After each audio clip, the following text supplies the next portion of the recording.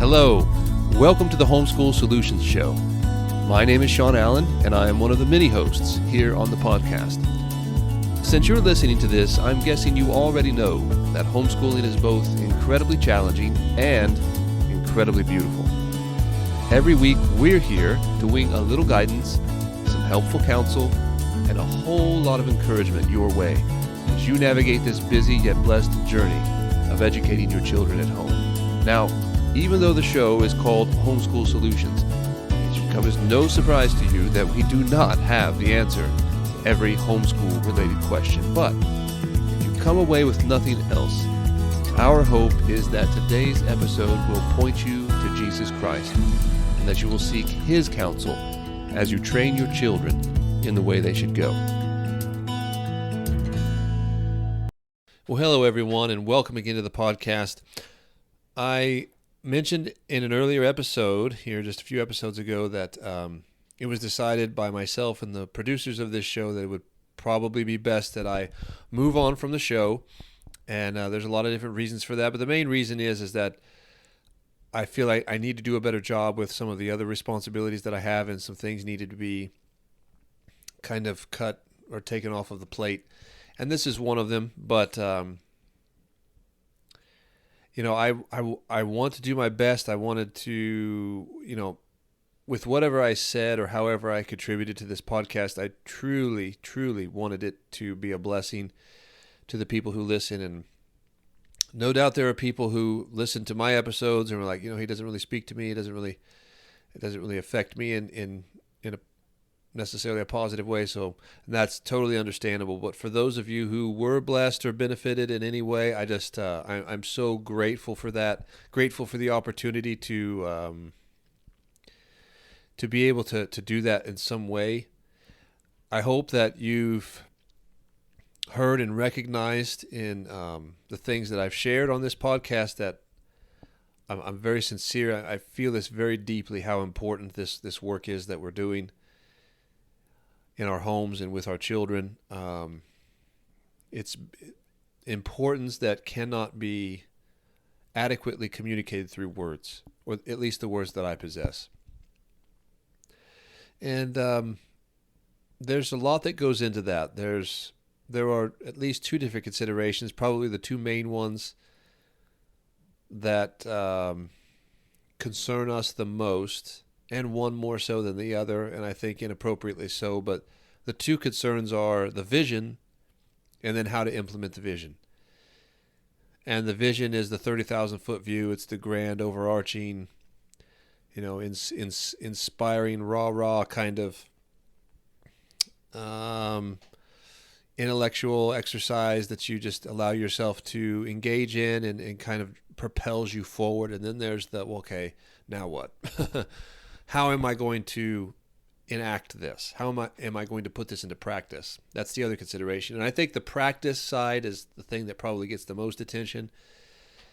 The tactics, the how-tos, the rubber meets the road, the best practices, those things are all very, very important. But in my estimation, in my opinion, that's not the thing that gets you to where you need to go. It certainly helps, because if you don't have the best practices, or if you're going about it all wrong, it's really going to slow you down, or it's going to hinder you from getting there altogether. But if you don't have the right vision, right? If you're not pointed in the right direction, what does it really matter? And that's what I've tried to emphasize the most. I think I spend more of my time thinking about that, and then I try to allow that to inform the outworking of my life. And so I want to be sure that I'm pointed in the right direction. And it's true. Practices and actions have a way of turning you this way and that. You may have done something in your past, or you may be doing something now that is really dragging you down. Maybe you're pointed in the right direction, but you're really slowed up by this thing that you're doing, or this practice that you have in your life. But I think what's most important is that your eyes are open, your head is up, and you're looking in the right way. You're not looking over here or over there, but you're looking straight ahead. And what do you see in the distance?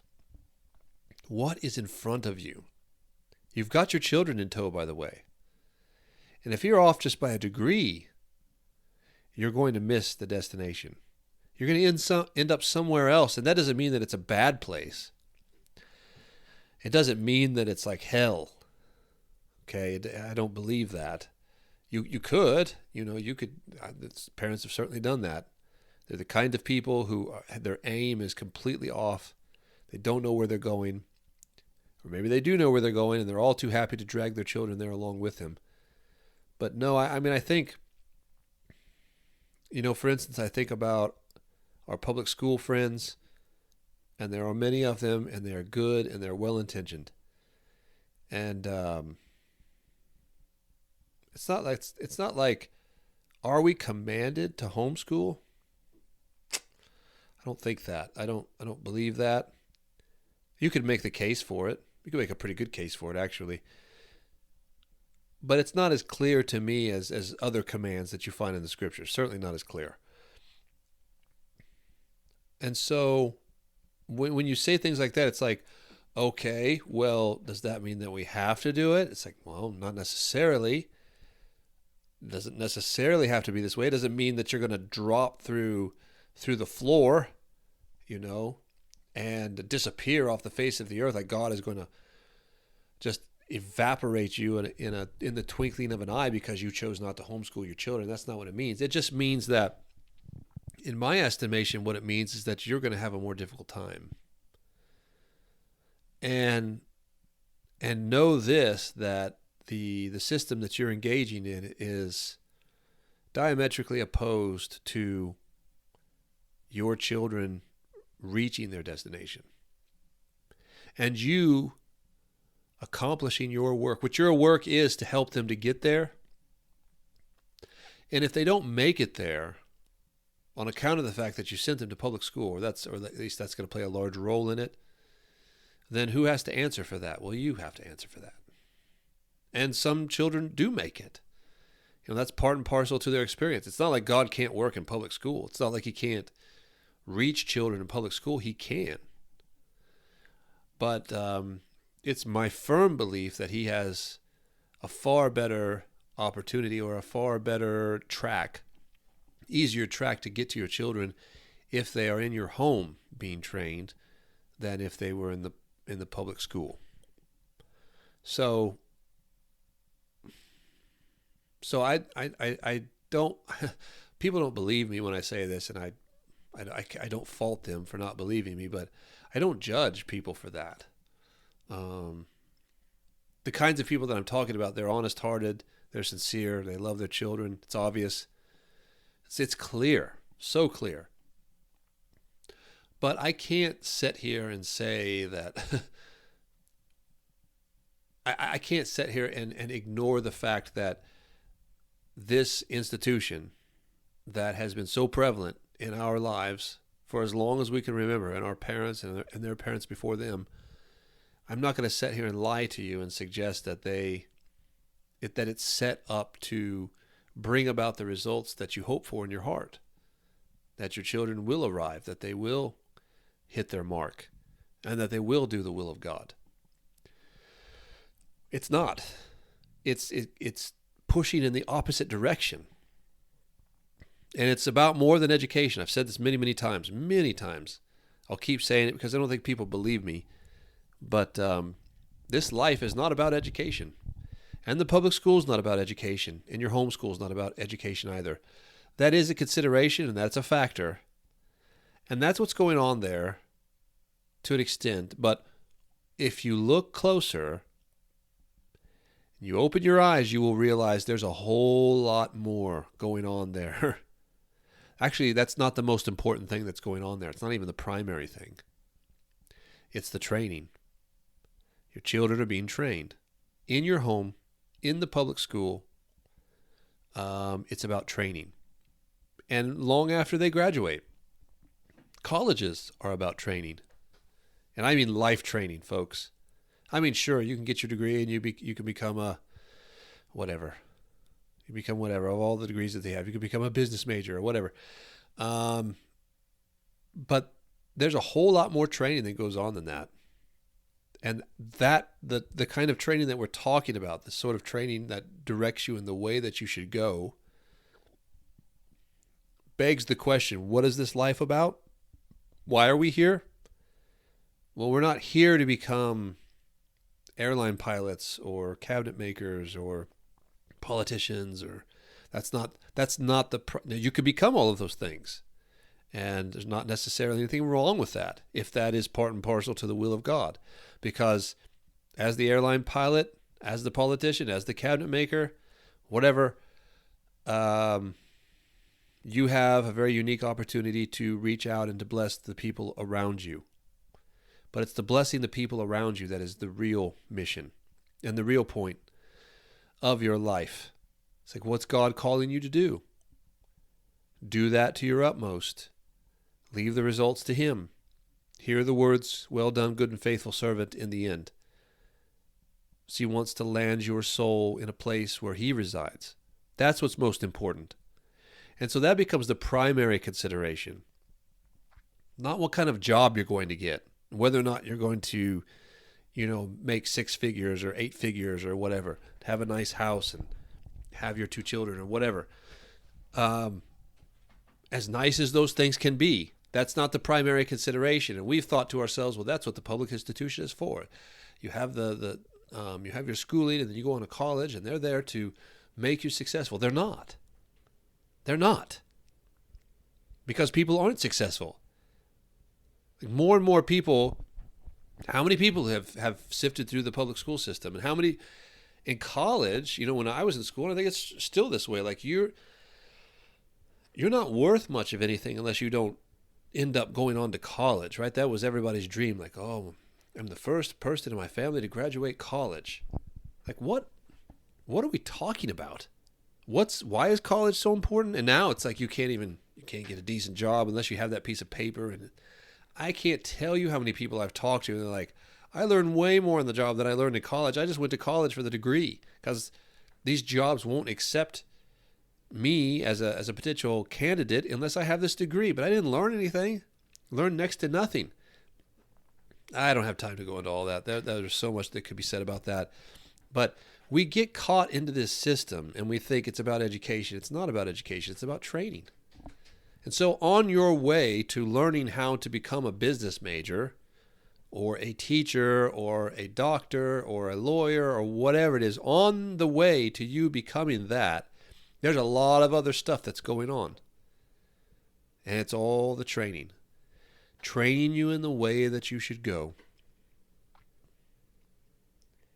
And while you are a lawyer, or while you are a doctor, or while you are a business whatever,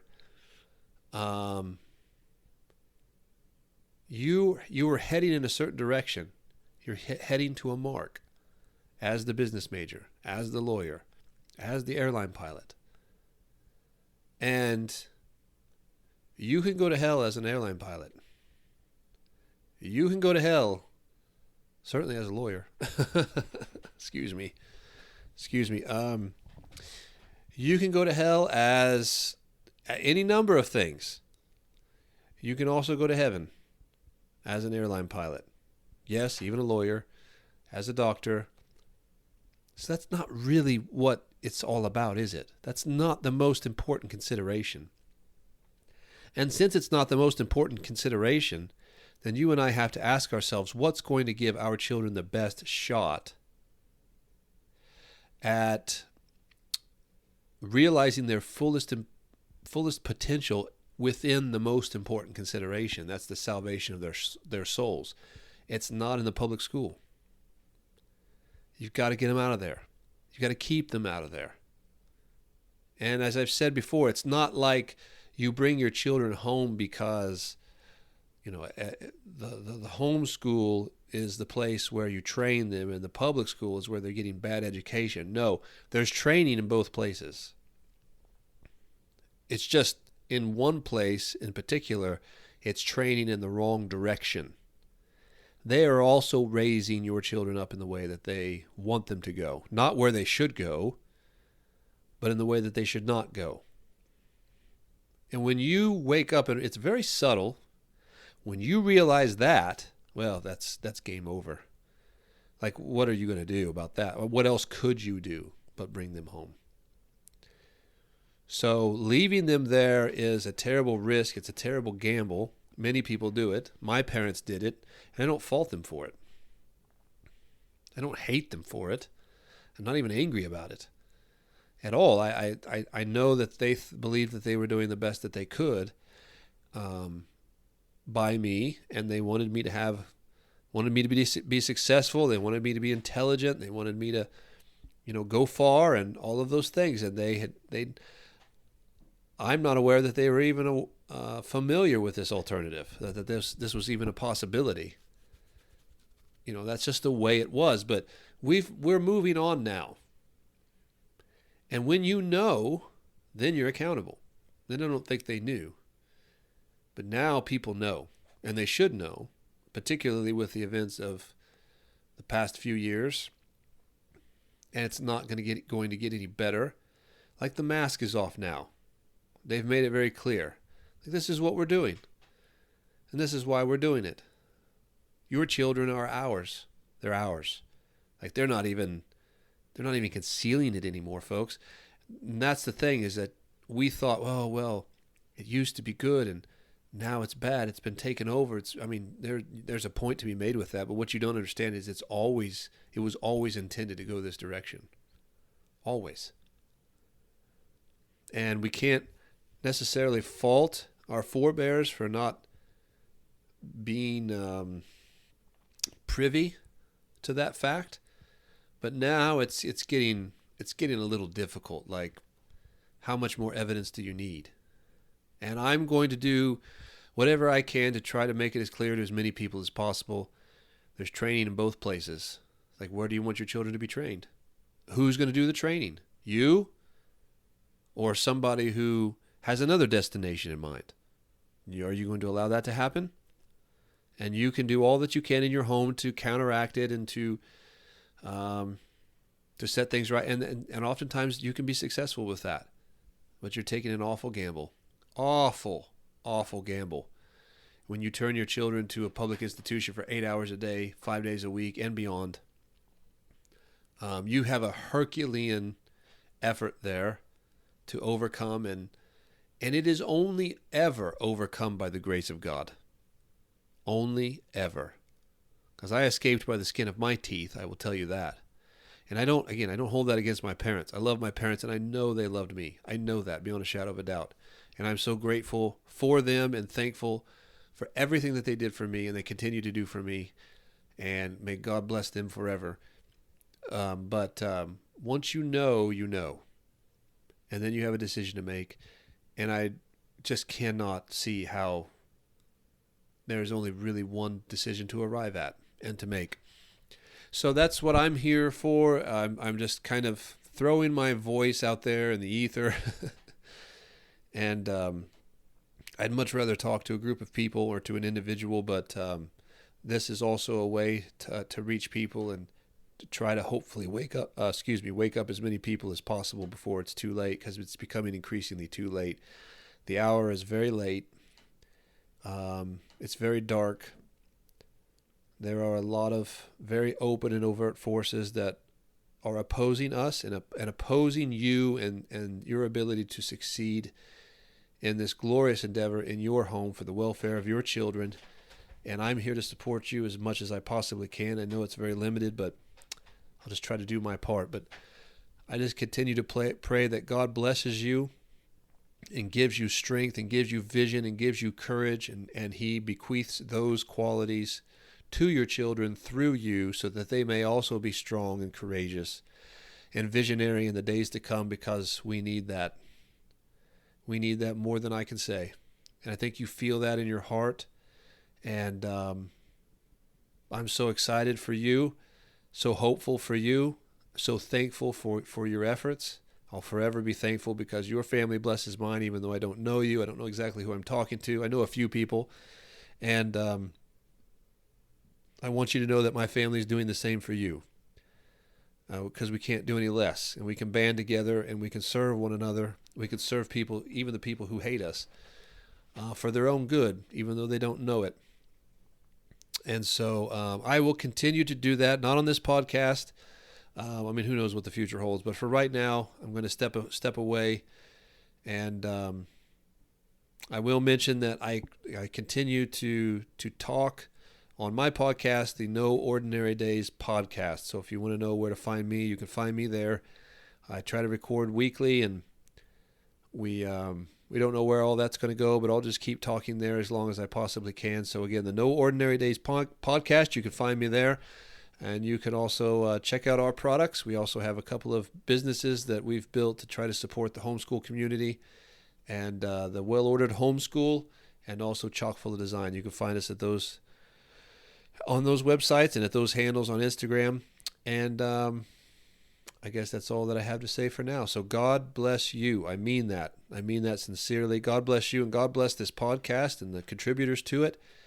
And thank you very much for your time and attention. Very grateful for that. But we will catch you in other places in the days to come. So thanks again, and we'll talk to you again soon. Bye-bye.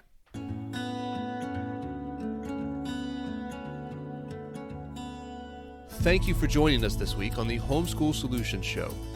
You can find show notes and links to all the resources mentioned at homeschooling.mom. If you haven't already, please subscribe to the podcast. While you're there, leave us a review.